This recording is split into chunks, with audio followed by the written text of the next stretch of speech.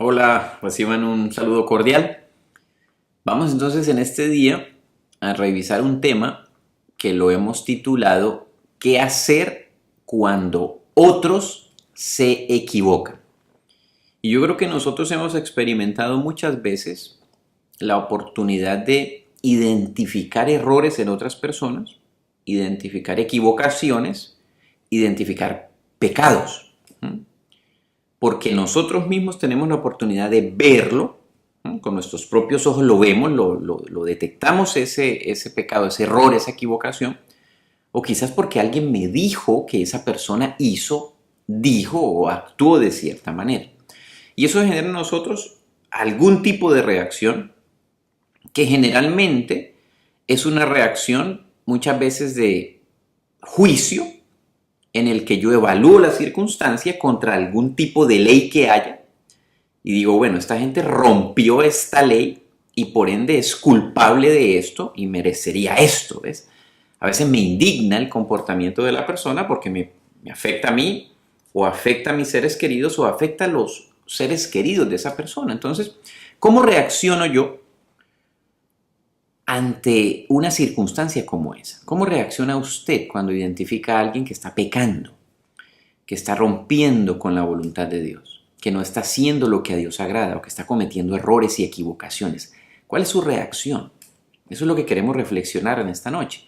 Y dependiendo de esa respuesta, de esa reacción, vamos a ver qué tan cerca o lejos estoy de la voluntad de Dios en lo que deberíamos hacer cuando yo identifico a alguien que está haciendo algo que es contrario a la voluntad de Dios o se equivoca. Entonces, eso nos tiene que llevar al principio de la creación. Y yo siempre me pregunté por qué Dios le dijo a Adán y a Eva que no podían comer del árbol del conocimiento del bien y del mal. Cuando uno lo mira muy rápidamente sin profundizar en el hecho, sin hacer un estudio exhaustivo al respecto, uno diría, pero ¿qué de malo hay en que una persona sepa lo bueno y lo malo? Antes debe ser bueno el conocer eso porque así es capaz de discernir y tomar la decisión de encaminarse por lo bueno al saber diferenciar lo bueno de lo malo. Pero resulta que Dios le dijo a Adán y Eva que no comiesen del árbol del conocimiento del bien y del mal, porque sabía que en el momento en el que ellos supieran y tuvieran conocimiento, dejaban de ser inocentes sin conocimiento del bien y del mal, y pasaran a conocer el bien y el mal, iban a constituirse a sí mismos en jueces de las demás personas. Ahí radica el por qué el Señor le dijo que no comiesen de ese árbol. Porque en ese mismo instante ellos iban a empezar a evaluar a los demás, que es la tendencia natural del ser humano, evaluar a los otros antes de a sí mismo, e iban a empezar a emitir un juicio con el criterio de conocimiento de bien y mal. Y obviamente al saber el criterio van a decir, esta persona es culpable porque está violando esto, esta ley, está haciendo esto malo, y yo decido que es culpable porque lo veo que lo está haciendo, y emito un juicio y a un decreto que merece esa persona por hacer lo que está haciendo, decir lo que está diciendo, o dejar de hacer lo que está dejando de hacer. Entonces ahí ellos toman una posición que no les corresponde, y es la posición de juez. Porque la palabra de Dios dice que el único juez es Dios. Entonces, esa es la razón de fondo por la cual el Señor les dijo que no comiesen al árbol del conocimiento del bien y del mal. Entonces, esto está enfatizado en Romanos capítulo 14. Y vamos entonces a ir estudiando y a ir viendo cómo se relaciona esto con el comportamiento que usted y yo tenemos en relación con las caídas de los demás, las fallas, los pecados, las equivocaciones, como hemos dicho. Romanos 14, versículo 4 dice lo siguiente: ¿quién eres tú para juzgar al criado ajeno? Para su señor está firme o cae, pero estará firme, porque poderoso es el Señor para mantenerlo firme. Y fíjate lo interesante, ahí mete en este versículo directamente a Dios. Y básicamente dice, mire, usted no juzgue al criado ajeno que puede estar firme o caer.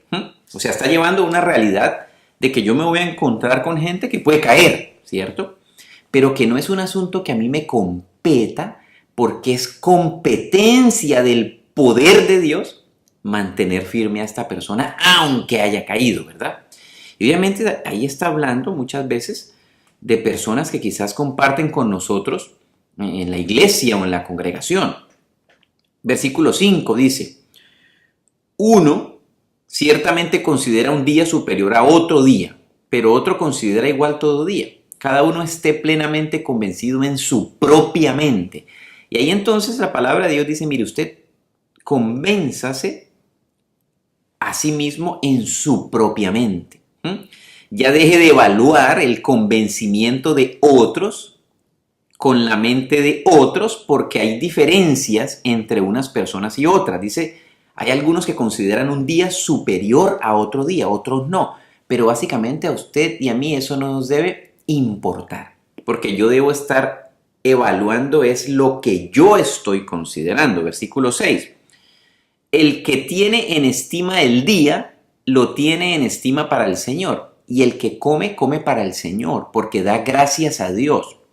Y el que no come, para el Señor no come, y da gracias a Dios. Entonces dice, voy a encontrar diferentes actitudes ante una determinada circunstancia, en este caso como la comida, en este caso como un día, que para unas personas es más importante que otro, y la palabra de Dios dice, me voy a encontrar con eso. Y yo voy a actuar de una forma diferente a los demás, y eso no me lleva a emitir un juicio, o a menospreciar a los demás, o a considerar que los unos están en lo correcto y los otros están equivocados. Dice el versículo 7, porque ninguno de nosotros vive para sí y ninguno muere para sí. Pues si vivimos, para el Señor vivimos, y si morimos, para el Señor morimos. Así que ya sea que vivamos, ya sea que muramos, del Señor somos. Porque para esto Cristo murió y volvió a la vida, para que fuera Señor tanto de los muertos como de los que viven. Versículo 10. Pero tú, ¿por qué juzgas a tu hermano?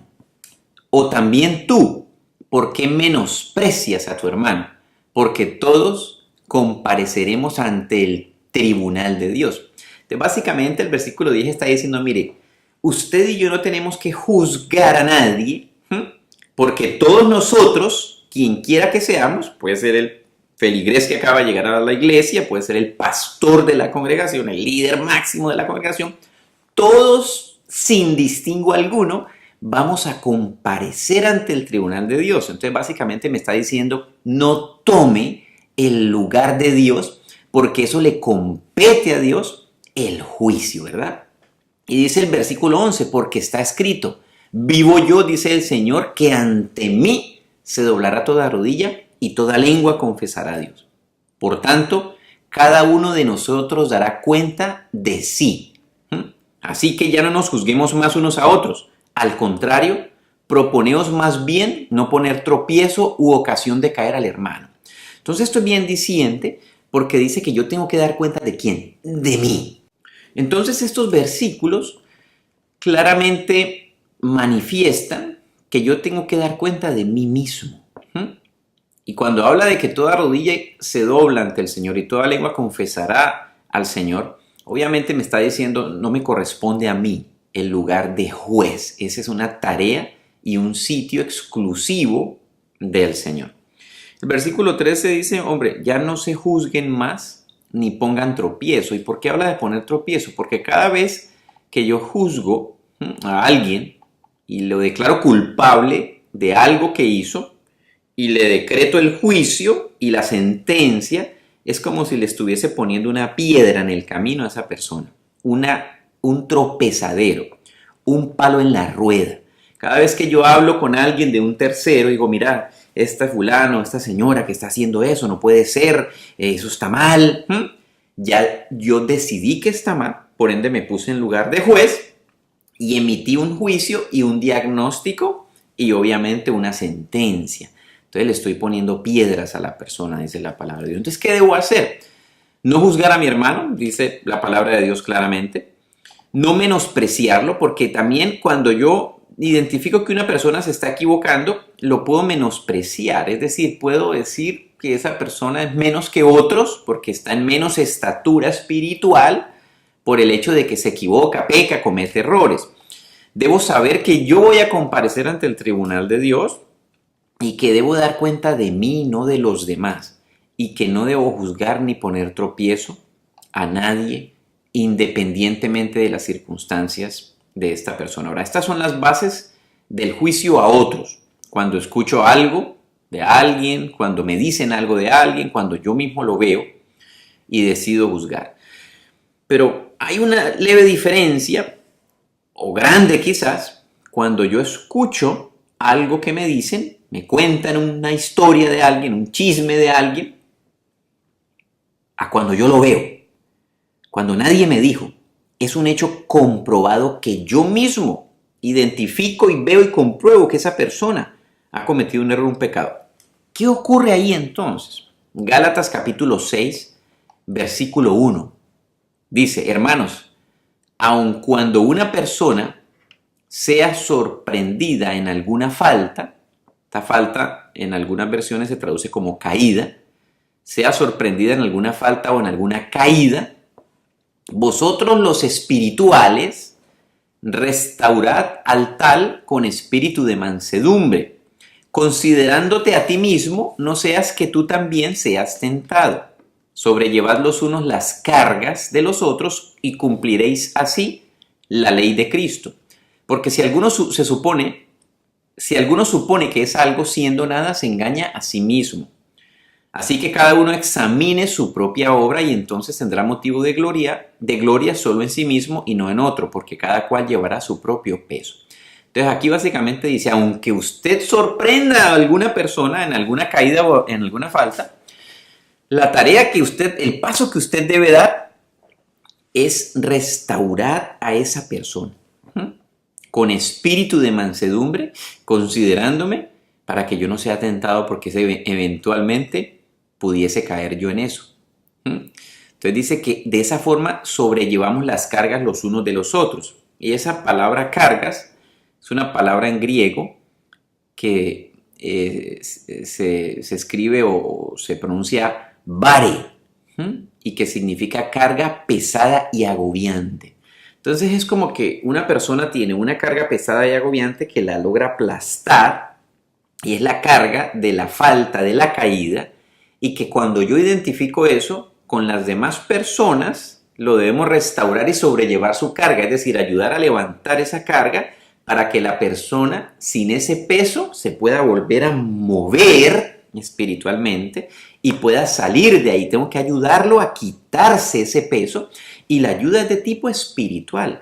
La ayuda de soporte en oración, la ayuda de soporte en intercesión, la ayuda de soporte en enseñanza. La ayuda es que la persona adquiera un conocimiento, un comportamiento respaldado en oración, en todo lo que tiene que ver con lo espiritual, para que se fortalezca y ya no vuelva a caer en eso. Y básicamente dice que así cumplo yo la ley de Cristo. Entonces en ningún lugar dice que yo lo debo juzgar, condenar y emitir un juicio contra esta persona.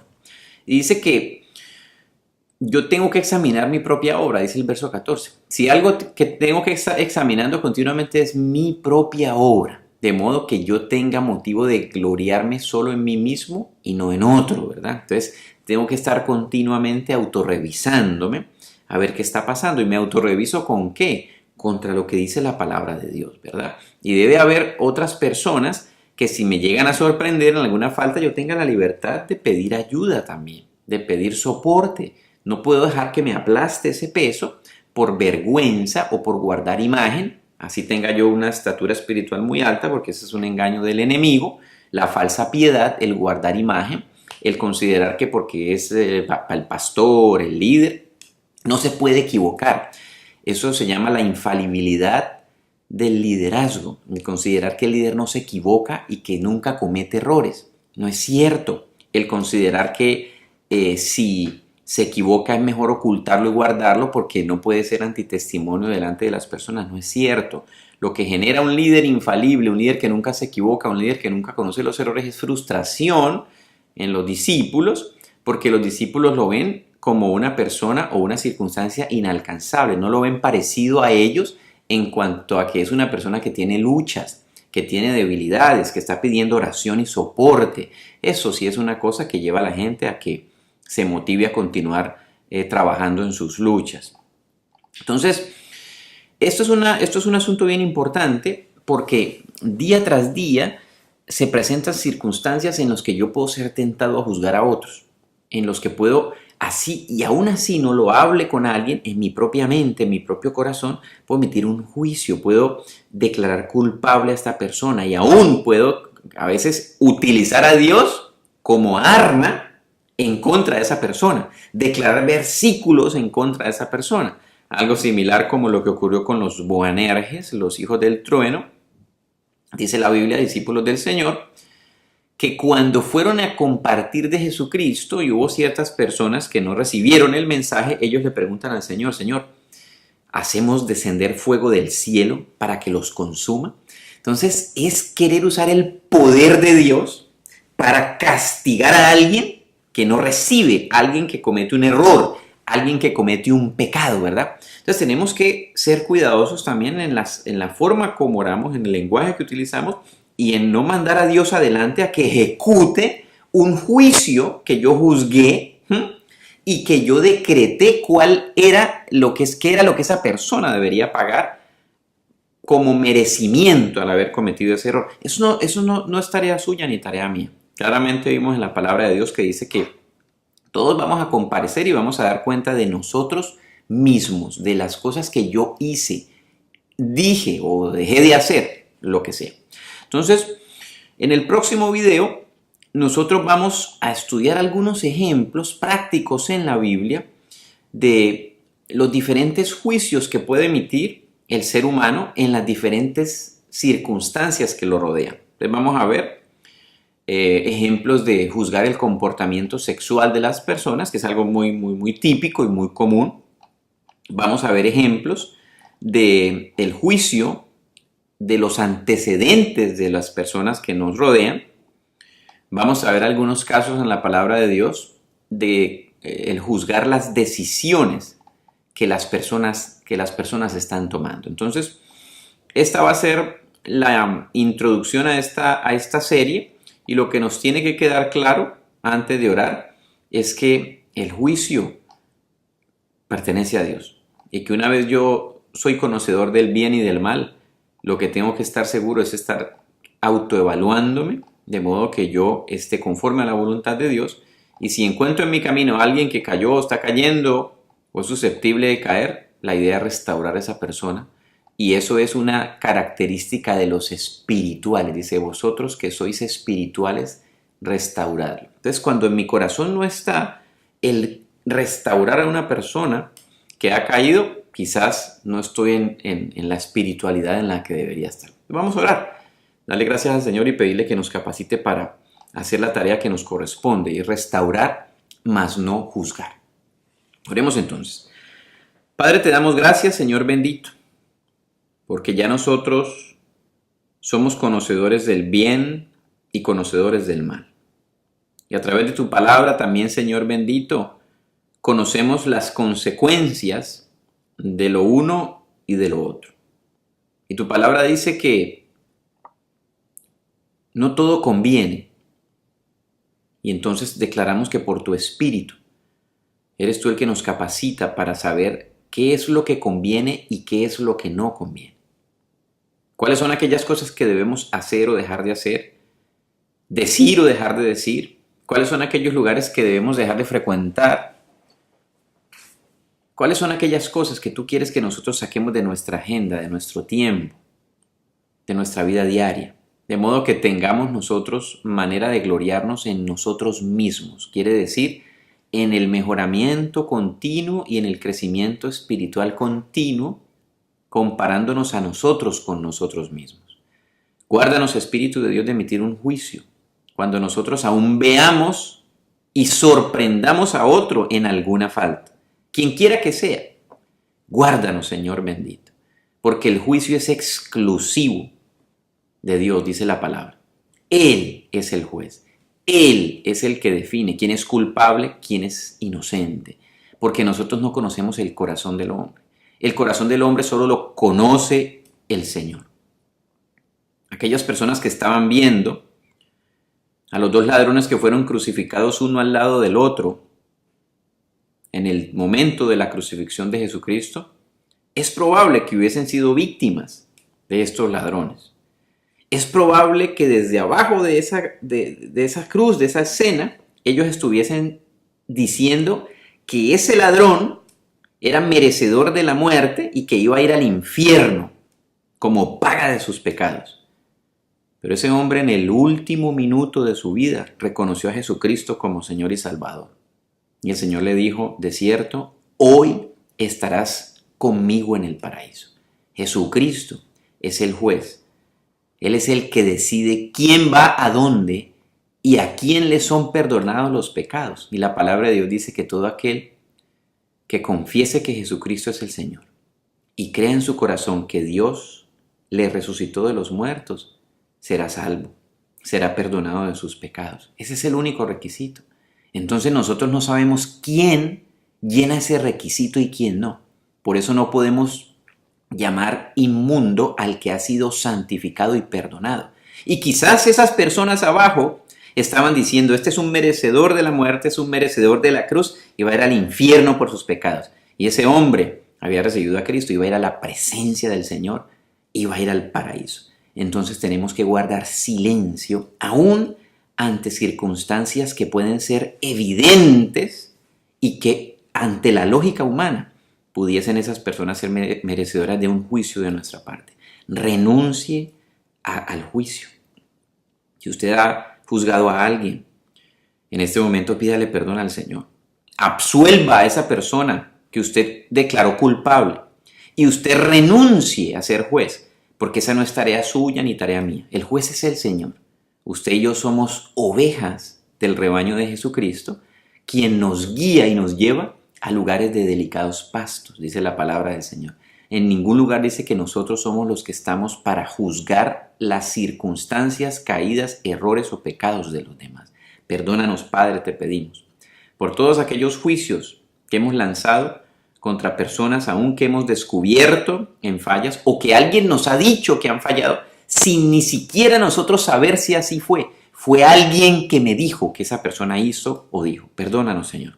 Límpianos y santifícanos. Renunciamos a ser jueces y declaramos que somos restauradores con espíritu de mansedumbre de aquellos a quienes sorprendamos en alguna falta, cumpliendo así la ley de Cristo y sobrellevando así las cargas los unos de los otros. Y aún te pedimos que si nosotros, Señor, hemos caído y estamos en falta, nos rodee, Señor, de personas que nos ayuden a sobrellevar esa carga, en oración, en intercesión, en respaldo, en ayuda mutua, como bien dice tu palabra. Gracias te damos, Señor bendito, te bendecimos y te alabamos y te glorificamos porque tú eres bueno y porque para siempre es tu misericordia y tu verdad por todas las generaciones. Hemos orado con gratitud en el nombre que es sobre todo nombre de Jesucristo nuestro Señor. Amén.